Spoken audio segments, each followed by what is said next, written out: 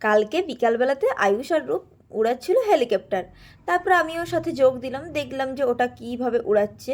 তো তারপর বাড়ি চলে আসলাম, দেখলাম যে পরিতোষ নারকেলটা ছাড়াচ্ছে। তারপর রাত্রে খেতে ইচ্ছা করলো চাউমিন, তো চাউমিনের বন্দোবস্ত শুরু করে দিয়েছি। আর এই দেখো পরিতোষ এই সবজি বাজারগুলো করে এনেছে। তো চাউমিনটা সিদ্ধ হচ্ছে, তো সিদ্ধ আমি দেখছি হচ্ছে কি না। তারপরে দেখলাম সিদ্ধ প্রায় হয়ে গেছে। তারপরে হওয়ার পর পরে আমরা চাউমিন খেতেও স্টার্ট করে দিয়েছি। তো খুব ভালো হয়েছিল।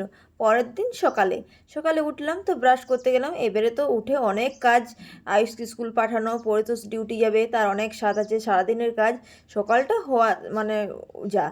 তো তারপরে দেখলাম যে রূপও উঠে গেছে তার সত্যি সত্যি।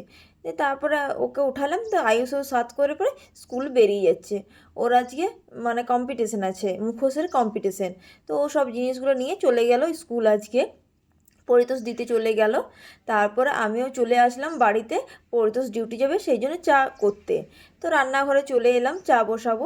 আজকে রুটি টুটি কিছু করিনি, তো শুধু চা আর বিস্কুটেই খেয়ে যাবে। ওই দেখো চা আর বিস্কুট নিয়ে আমি চলে এসেছি। পরিতোষ চা আর বিস্কুটেই খেয়ে যাবে, আর আমিও সাথে সাথে চা বিস্কুট একটু খেয়ে নিই।